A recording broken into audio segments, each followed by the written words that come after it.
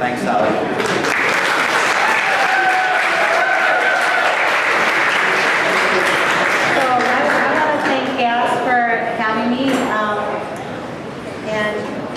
And this is a great environment. You guys get to relax and eat while I try to do some things for you here.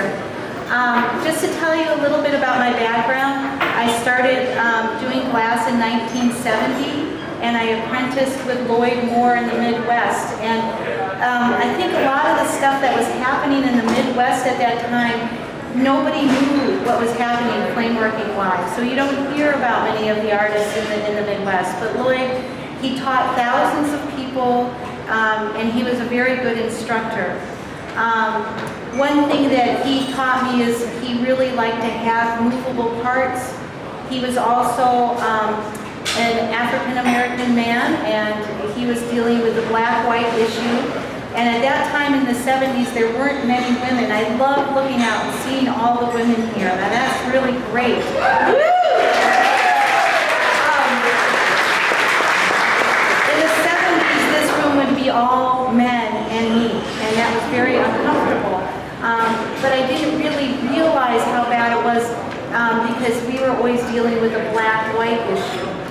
So Lloyd Moore did scientific apparatus during the week, and on Friday he closed the shop and he'd get ready for craft shows, and we would do craft shows on the weekends. And in Nebraska, when we would go out, a black man and a young white woman, there were many craft shows that we were told to leave. There was a lot of prejudice, and it was very interesting to grow up with that. But everything that he trained, he trained me very well. He was a very good instructor, and he's still alive. So if you're ever around Omaha, Nebraska, go check him out. And so I was very young, taking adult classes. My mother didn't realize that they were adult classes, and she kept signing me up for all these adult classes. I went out to Pilchuck, and I was too young to be there. Naval Middle School, I learned what adults did when I didn't really want to know it. So I have a degree in hot glass and ceramics.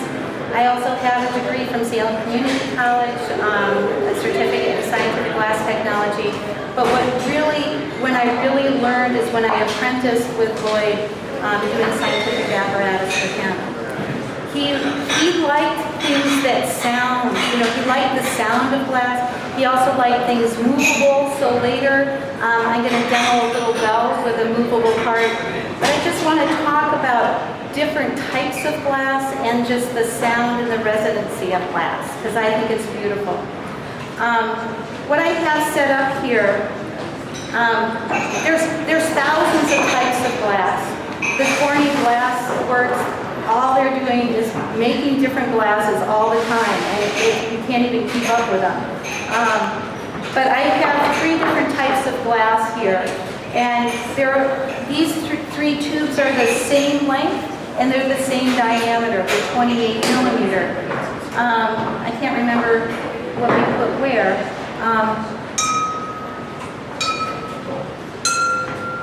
So you hear the different sound there. So this is borosilicate, this is lead glass, and this is quartz. So I don't know how many of you are into glass music, but there's a whole organization, Glass Music International, out there. So if you're into it, you can do it. I've put the holes right here at the nose of the glass. So let's listen to that again. Let's listen to this one first. This is soft glass. Maybe, you know what? I'll take this thing off.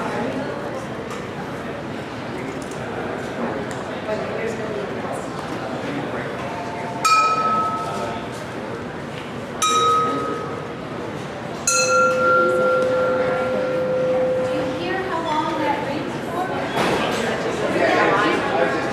Does that sound all right? Can you hear it? Yes.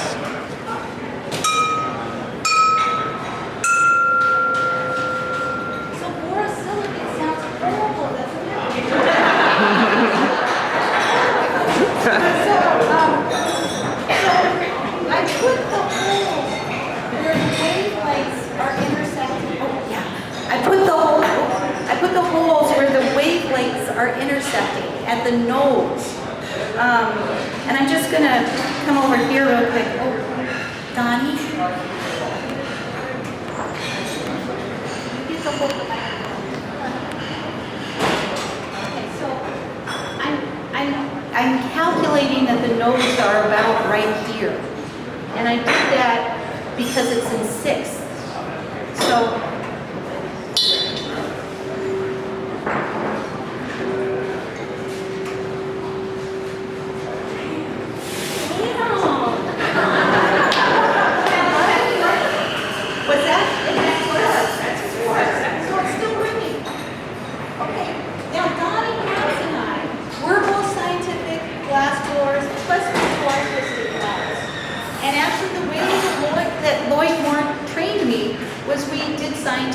and artistic, I didn't see a difference between the two.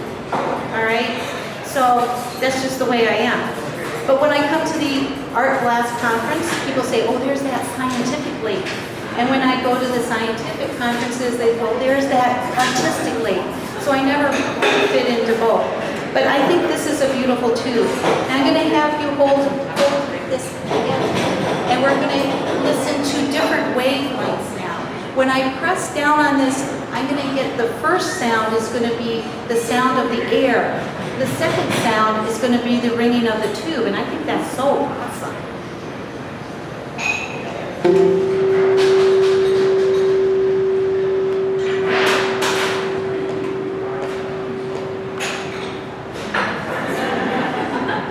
It's just beautiful.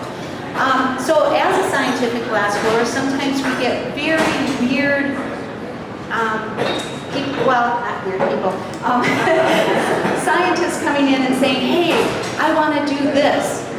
And so one of the kind of the highlights of my life, I think, is I got a thank you letter for the gravitational wave report. And so Einstein, said that there's a gravitational wave out there. And this guy came into my workshop at Syracuse University, and he had the most pure piece of quartz. It cost him $15,000, and it weighed 17 pounds. And he goes, Sally, I want you to hang this from a fiber optic, and then I'm going to put it in a vacuum chamber, and I'm going to see how long it rings. I was like, no, we can't do that. I'm not going to mess with that much money, right? But he said, no, Sally, I calculated it. So when you work with scientists, they calculate everything out and they know that you can do it. So what we did is we hung this huge piece of quartz in a vacuum chamber, and they pinged it, and it rang for 3 months. So, it's just beautiful. Okay, so I have some other, you want to come up here? I have some other instruments that I like to play around with.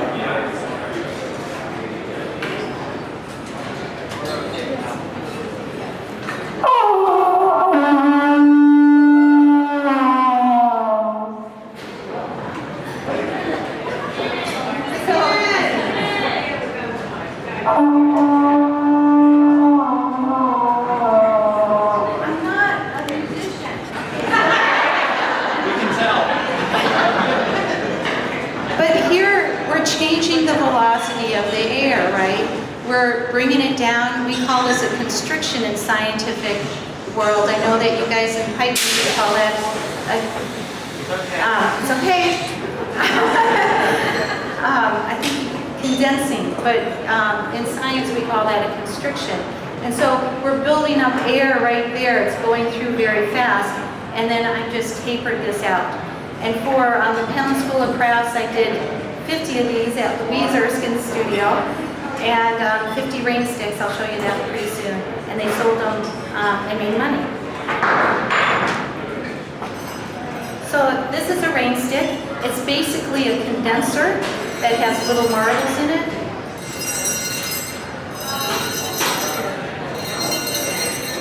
Now when you're working with musical instruments, you have to think where your hand is going to be, right? Because if I just had a tube with marbles in it and put my hand on it, I would stop the vibration of the glass. So having this, we call this a jacket around the tube, that insulates my hand from, and we can pass that around. So that's made out of borosilicate. It would probably sound a little nicer out of quartz, but I ran out of time.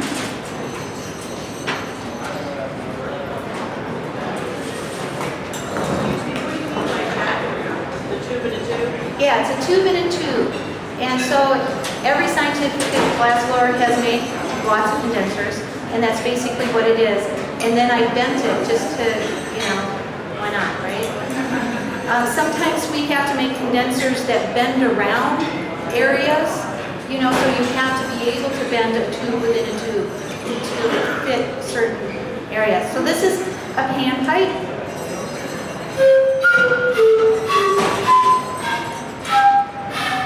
Again, I'm not a musician.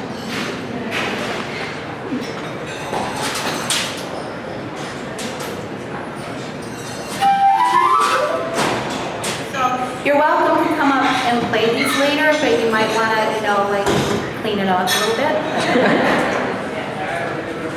So the panpipes, what I did is I had an electronic tuner, and I cut the end of it until it was the right sound. So to get an octave, I would have a certain length, let's say a C, and if I want to make an octave, I would cut that length in half, and then I have an octave. Does that make sense?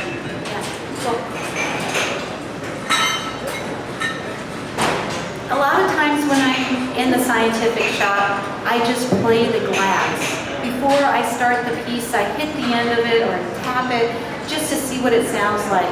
And when I worked for AT&T/Bell Labs, it was wonderful. We worked sometimes 3-foot diameter bell jars, 11 feet long, furnace tubes. We had some really nice quartz. And when it would sound, it would just sound so beautiful. But that vibration, probably a lot of you flame workers, when you're working and you feel it in your fingertips, that vibration of the glass, you feel that vibration before it's going to explode, right? And when you are working quartz, especially 3-foot diameter, and it's going to explode, you feel it in the atmosphere around you. You don't even have to be touching it. It's just wonderful. So.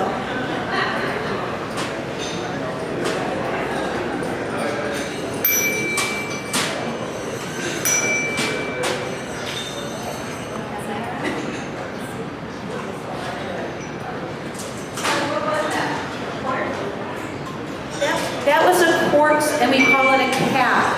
It goes on the end of a furnace tube. So it's a piece of scientific apparatus that sounds absolutely gorgeous.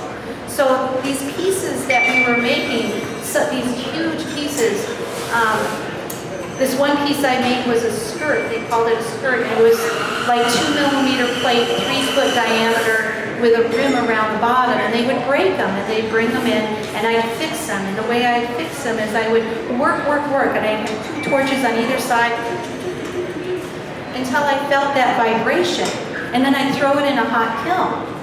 All right. Then after I left AT&T/Bell Labs, I would get these calls from the scientific labs. How'd you do that? And I'd say, you feel the vibration, and they thought I was crazy, but we know it's there, right? I don't know.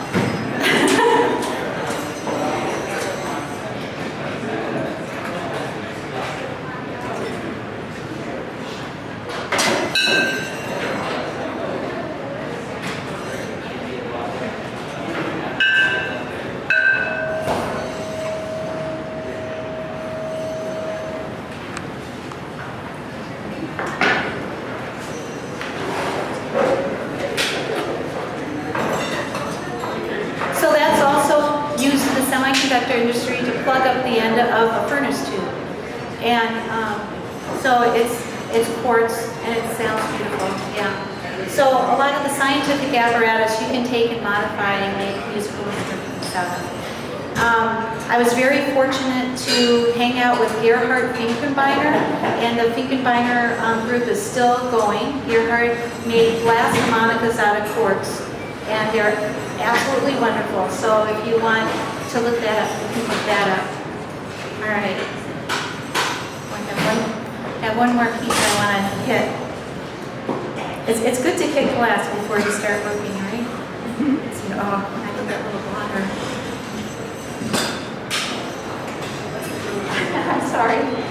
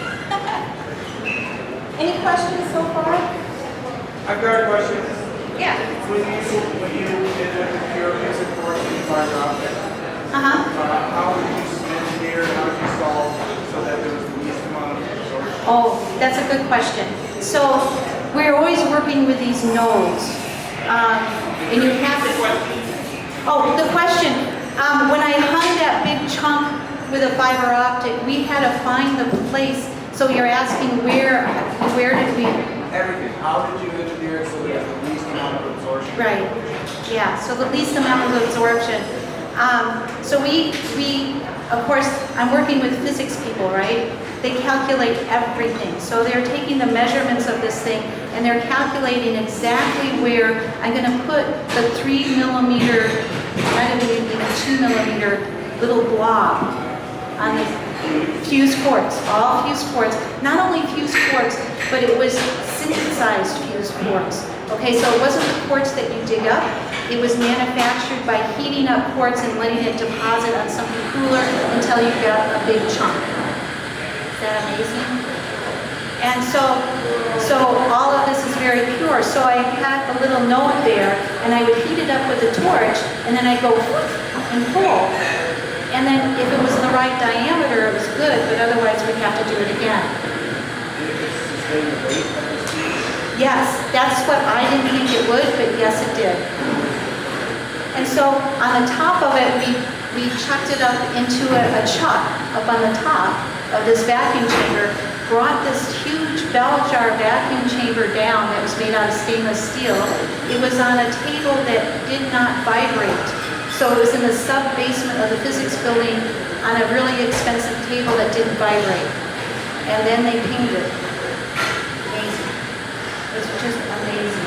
So these guys, they're trying to find the most pure material. So they're finding the gravitational wave, but they're also finding things in the ground. So if somebody blows up a bomb on the other side of the world, they'll be able to sense it. Yeah. So, but the gravitational wave was like the big thing. Oh, I have another instrument, I'm sorry.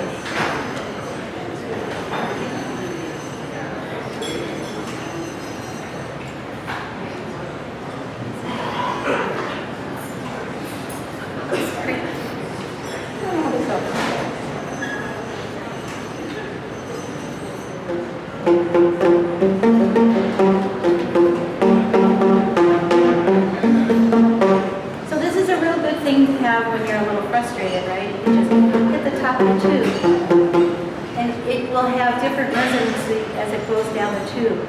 So this would sound maybe a little better out of quartz. This is borosilicate here. So I have something else here, and we had a hard time getting this going this morning, so I'm hoping that it works. But we're going to try to break glass with low frequency. So this box has 2 speakers in it. This is what you do in physics when you're bored. You make these things, right? It has speakers pointing out away from each other. And when we turn this on, we're going to have a very low frequency, and it's switching back and forth. And I have on the top here these little holes with screen in them, and the pressure waves are gonna make this plate glass bounce up and down. And I have a strobe light so that we can see it more, but it's pretty light in here. Let's see what happens. So do you see it starting to vibrate there? Try to see, let's see if we can.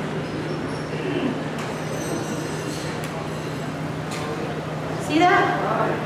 So I have this at 31 hertz. I have the strobe light at 32 so that we can see what's happening every second of that wave. Here and here are the nodes. So I have these little things there. You see that? And they're not going to move on the nodes, but this out here is really moving. Let me turn up the voltage.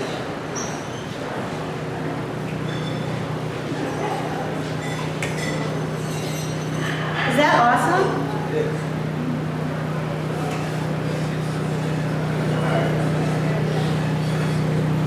It should crack by now. Look at the middle there.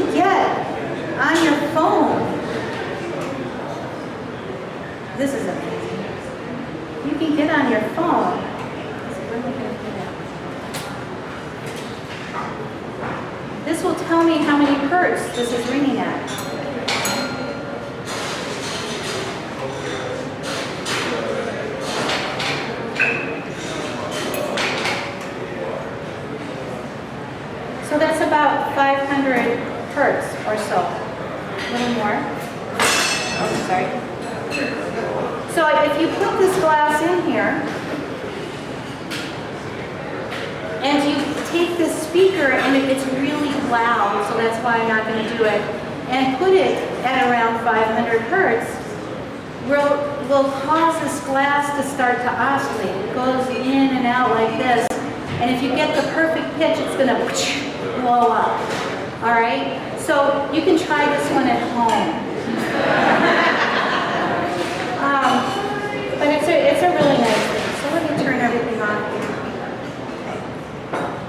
Oh, I don't want this big thing here. I just have to take this brick down. I'm sorry. That's scary.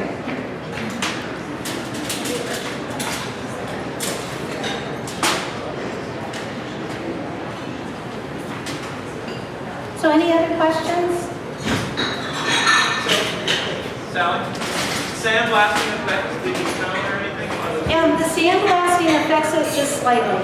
Yeah, not a whole, I don't hear a whole big difference. But I just wanted to make it look prettier. So, also a lot of the musical instruments I make, I sandblast or have color on this part of it because it gets all wet, right? It kind of looks gross after a while, so you want to cover that up. Thank you very much. Why is the sound better with the quartz than more like a finer sound? Why is the sound different with quartz versus borosilicate? You have different pockets of air in those glasses. Okay, so the configuration of the glass is different, and so it's denser, and it's going to just ring. It's just more pure. You also don't have contaminants stopping things either. It just I'd like to do more research on more types of glass. You know, I think that would be a fun thing. You know, what does aluminum silicate sound like? I haven't done that one yet. Of course, you know, the physicists would just calculate it out. Right? Okay, so what I'd like to demo for you is just a little bell. And this is something that Lloyd Moore showed me when I was like 15. And this will take a little while, and so I know you've been very quiet, but now you can start talking and eating and doing things. I was going to try, what's that? Yes. You guys feel like coming up and playing the instruments a little bit? You're very quiet. Everybody's really tired. So, I'm the last demo, right? So this is going to be the handle. I pull points on things that are smaller than 45 millimeters. 45 millimeters and up, I attach tubes. That's the way I was trained. Attaching tubes is, I don't think, any newer than pulling points. Some people are like, oh, that's so old-fashioned, Sally. It's not old-fashioned. It's all old-fashioned, you know? It's all been here for a long time. We'll make a small bell and make it fast.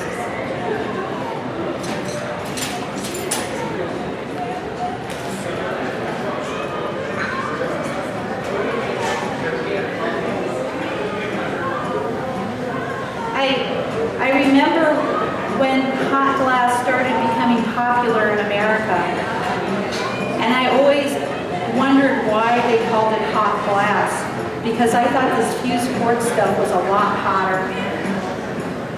When I worked at AT&T, they gave us little waterproof jackets to wear, and we'd have huge pieces of quartz heating up in the lathe, and we would be across the room, and our controls for the lathes were across the room. And then, well, that wasn't a very good point, but that's all right. And then we would run in for like 5 seconds and work on the quartz, and then run away because we were smoking. Those little gold masks, I used to burn them all up. And so I only worked there for like a year and a half because I felt it was an unhealthy place to work. But it was fascinating to work with all that big quartz stuff.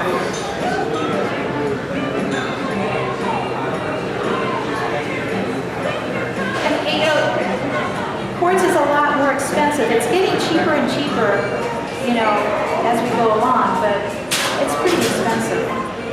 So when you would break a big bell jar accidentally, you know, it was like 10,000 bucks.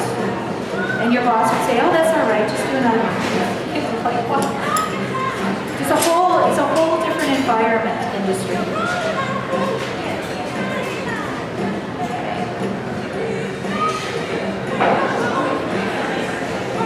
Arita.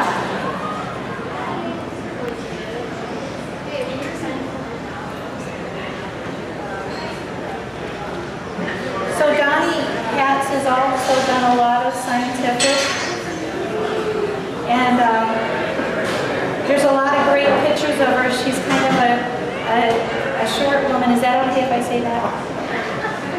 And she's behind these humongous lathes, you know, and she's just got all this fire going.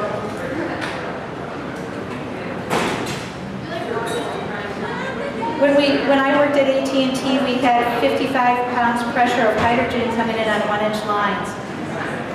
I call that hot glass. So here, just for decorations, I'm going to put a couple little constrictions. And for those of you that are just starting out in glass, I think making a series of constrictions is a really good way to see where your rotation is and where, you know, how things are moving.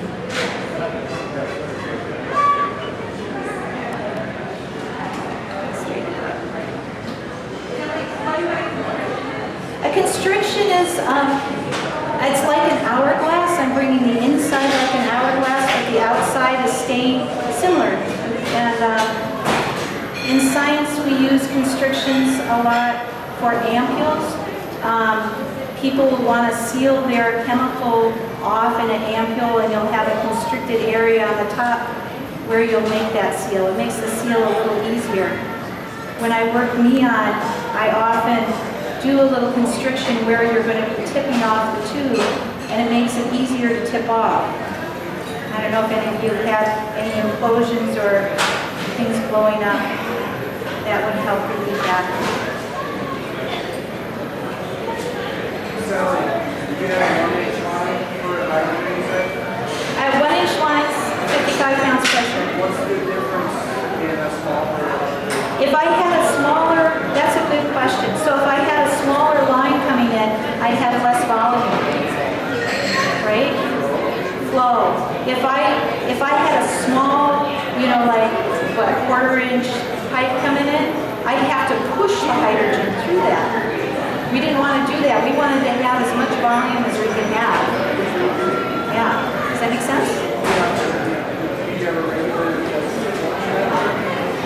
No. The whole shop was running off of that. Yeah. That's all we had to work with. So it would come in. Oh, you're asking if there's a regulator by our torch? Yes. Yes. But by the lathe, no. Tons of flow. Yeah. But on the lathe, we didn't really restrict it. We had huge cradle burners that were made out of quartz so that they wouldn't contaminate what we were doing. Yeah. It terrified me. I thought we were going to blow up. It was kind of scary. Okay, so there I have, you can see how I just made a little pattern by using constrictions.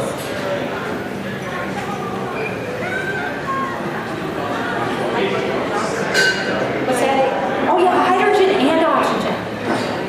All right, so yeah, it was a mixture. Thank you, John.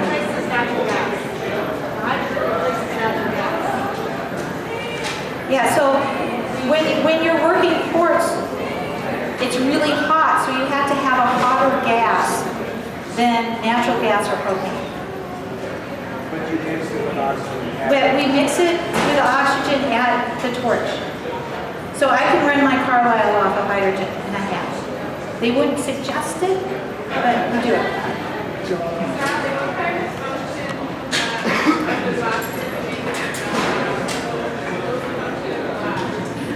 There we were working on the semiconductor chip, and so they would take these big quartz furnace tubes and they would put wafers in the tubes, and then they called it doping. Can you believe it? Doping the wafers with different angstroms of material. Angstroms is a real small measurement of metal, kind of like your dichroic glass. And then they would cut that wafer up into chips. So there we worked. We had Bridgeports that would cut glass. Do y'all know what a Bridgeport is? It's a big machine that can cut things very precisely. So we worked into the angstroms because that's what we did. Yeah, and yeah, the semiconductor industry, there's so much in industry. And I feel bad that the science and art has been kind of separated. I don't know when that happened. It shouldn't have happened. Like the scientific glass blowers have so much knowledge, so much technique with so many different types of glass. Good for everybody to get to know a scientific glass blower. And you got two right here. Everyone should join in. Yeah, there's an organization called the American Scientific Glass Blowing Society, and it's mostly old white men, but if you can handle it. There are a few young guys, but it's mostly men. In the scientific glass blowing world, Donnie, how many women do you think there are? 1%. 1%? So we haven't, like I see how how many women are here doing artistic glass. We haven't done that in science yet. So if you're a woman, we'd like you to be a scientific glass blower. Help us out. So I'm just going to make a little hook here. And I'm making this hook a little bit smaller than this ring right here. Because what we're going to do is we're going to do a ring seal. How many of you have done ring seals before? Yeah. Good. How many have not done a ring seal? Okay. About 50-50. Ring seals have been around forever. All right? Nobody invented the ring seal that I know of.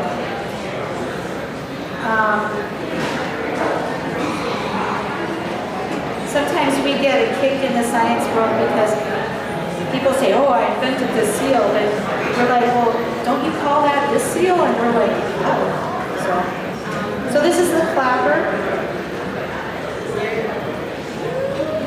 Make it just a little bit bigger here at the base.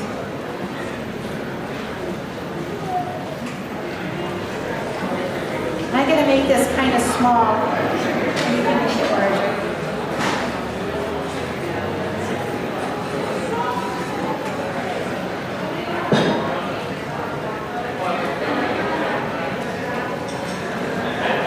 Also, quartz, a lot of times in science, they're using it because they're using it optically. So if you're doing optical glass, it would be a nice glass to work with.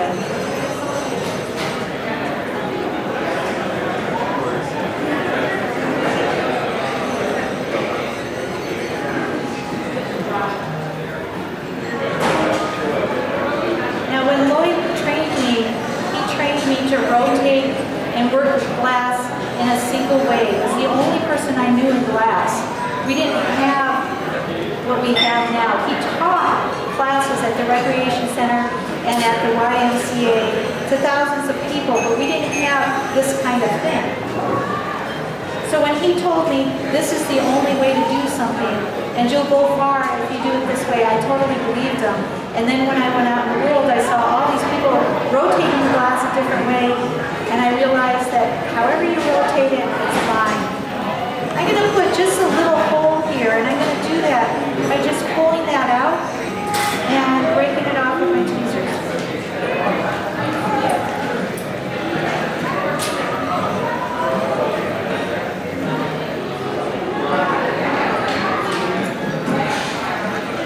So what's nice about, this little bell, I often have classes do both the ring stick and the bell, just to get to know ring seals a little bit.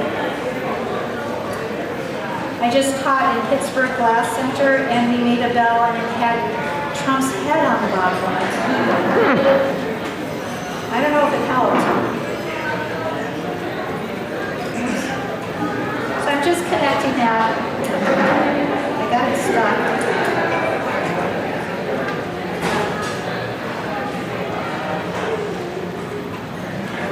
But bells also, the different shape of the bell. Oh dear, I just got that stuck. Sorry. It's a demo. We'll get it unstuck. The shape of the bell, what it's made out of, really makes a difference. So Gerhard Finkenbeiner Group also makes quartz bells. And they don't look like bells. Basically, they're tubes with fiber optics in them. Well, you guys, I kind of messed that up. I'm sorry. But we're going to go with it. Is that all right? Yeah?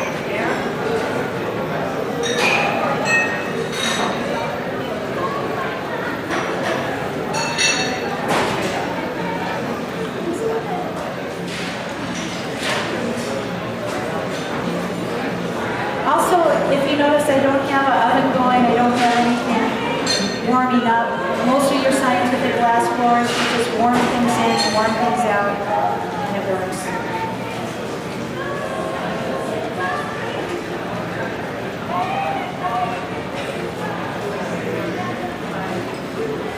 Sally, can you say briefly about screen?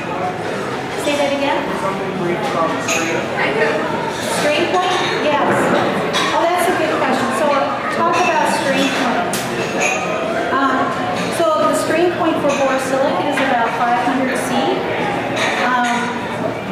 And I would feel fine keeping a kiln under 500 C to have, or just a little above strain point to keep things warm. But I wouldn't hold it at temperature, you know.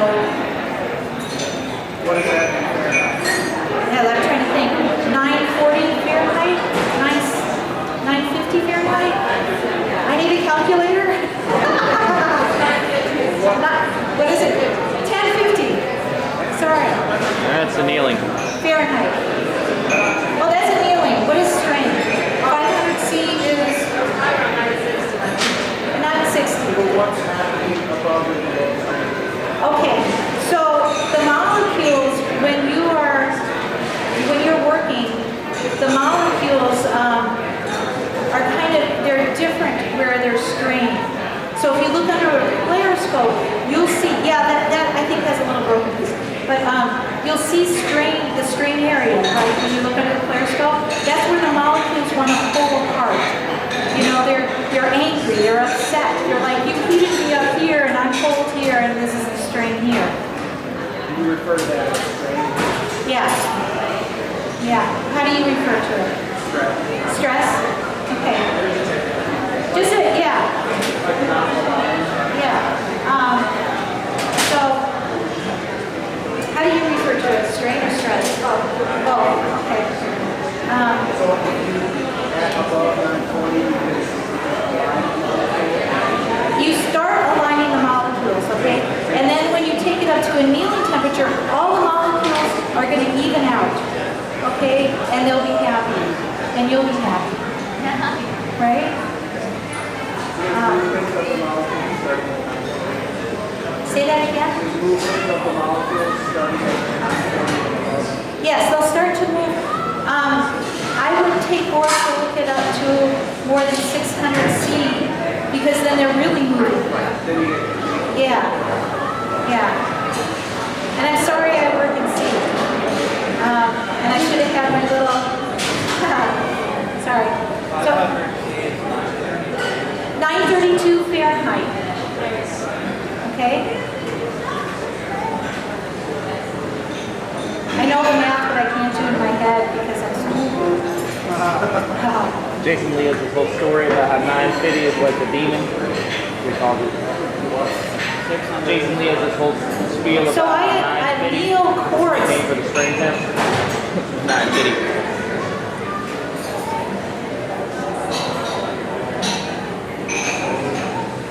I anneal quartz at 1140 C. Where'd our calculator go? So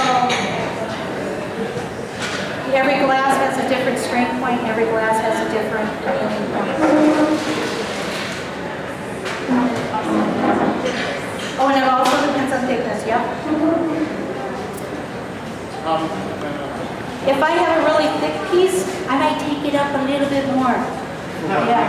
Just to try to get the heat on the inside. You know, I'm always pushing things.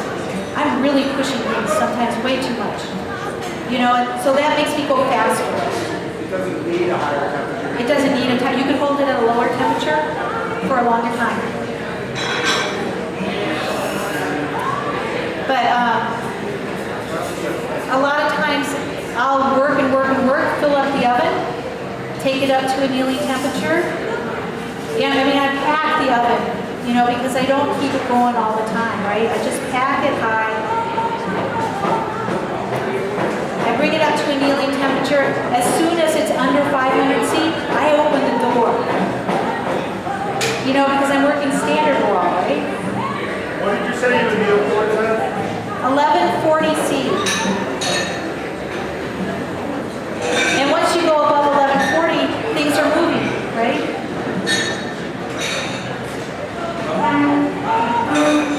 So I'm just going to blow that up into kind of a bell shape. And I'm just going to kind of get the idea, do I need a little more length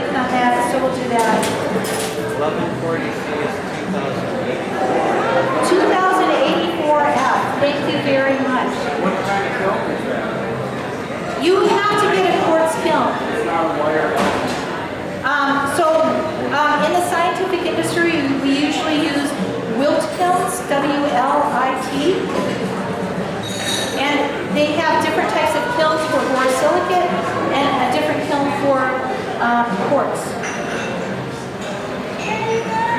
And you do need to anneal quartz.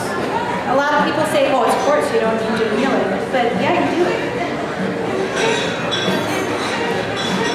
Especially if you're making musical instruments that you're going to be wrapping, you know?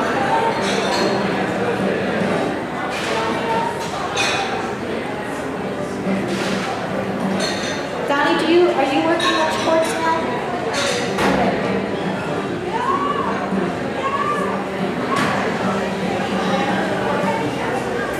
So it's a demo, it's not totally straight.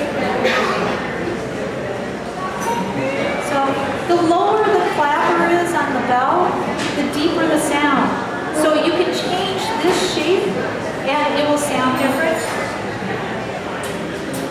I'm going to have to catch you guys up. You missed the good stuff. All right.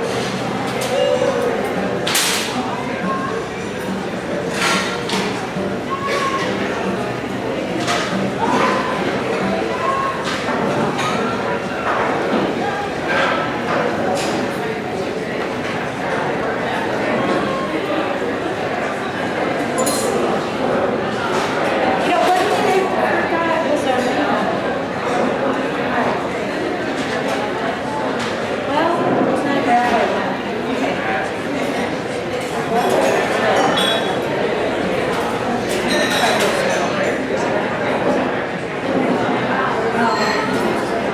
I forgot my mirror. Sorry, guys. I don't know if you know this was.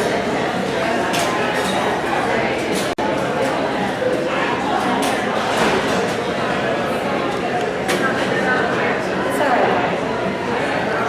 So I'm going to ream this out to about the size of the ring that I made. And the ring that I make is a hollow ring, not a solid ring. But I feel that the hollow ring is structurally much stronger.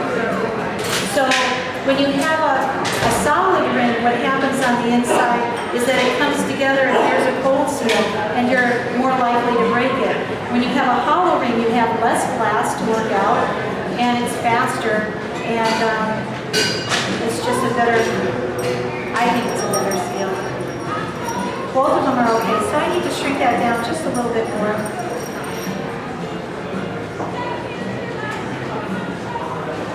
And it's also a little too low, so we'll shrink this up a little bit. Well, maybe we'll just go for it and see what happens.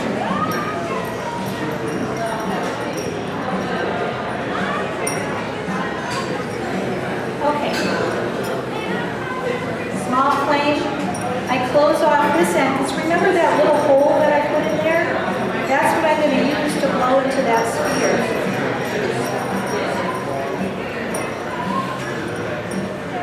And we'll just tag this a little bit and then we'll press it down. I usually use the top of my torch to press things down.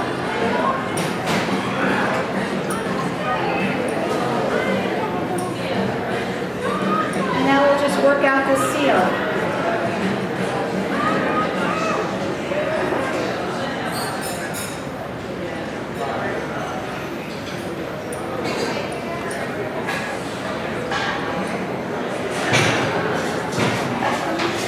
So I'm just heating up, I'm letting it constrict together, and then I'm blowing it out. I can keep twisting it. Well, you don't. It does twist a little bit because it's not supported. I'm floating it in.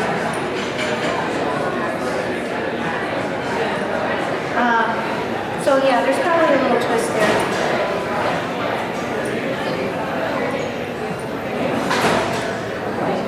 But not much. It really depends on how much weight I have there. So for the ring stick, to do those ring steels, I put cardboard, corrugated cardboard to support that inner tube.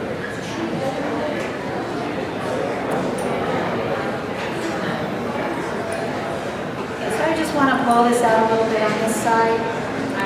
It's a little tight.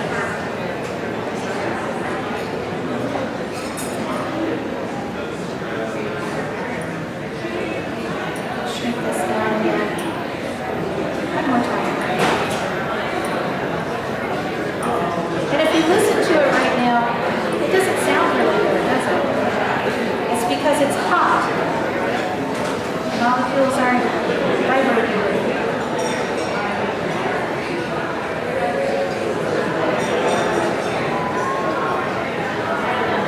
So we'll take off the other end and we'll have a bell. I don't know how we're doing that time.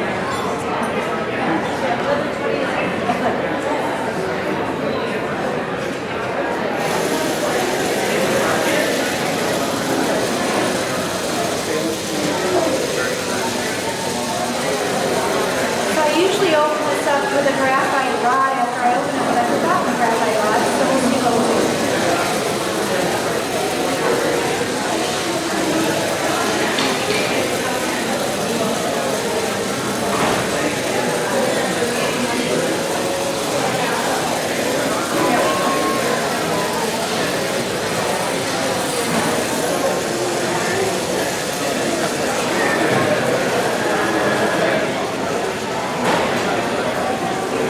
So again, usually I open this up with a graphite rod because, you know, I don't want to stick that clinker, right? But we'll just open it up a little bit.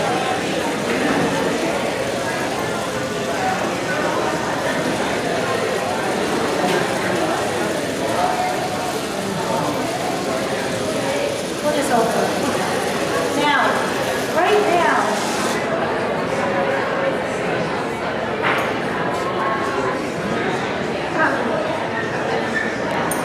it doesn't sound good, okay? Because it's hot, all right?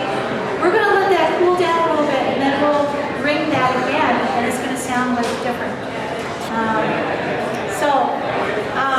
I'd like you to maybe, oh, you have a question? That clap or not, right? See, it sounds a little different. It's sounding different. How did it not break? It's borosilicate. If you notice, I'm just setting this here. If you do your seals right, everything should be fine. You know, sometimes I see people holding things in the oven that don't need to be held in the oven. And holding things in the oven, actually, for a long period of time, will change that composition of that glass. And so then you wonder, after holding a piece for 2 days at annealing temperature, you wonder why it cracks and vitrifies. It's because you're changing the composition of the glass very slowly. So, you know, try to get good seals and usually I open it up a little more. So it's sounding different as it cools. Sally, Yeah? what's happening to the glass during that process? Is it like a slow form of vitrification, or what's actually happening to form that change? I'm not sure what's happening right. about that. I should research that. But a lot of your instruments will sound different at different temperatures, right? A violin, Yeah. you pull it out, it will sound different. Yeah. So, any other questions? What I'd like you to do now is to come up and play with this glass and try different things, and we'll ring the bell a little bit more and finish it off. Okay? Nobody wants to come up?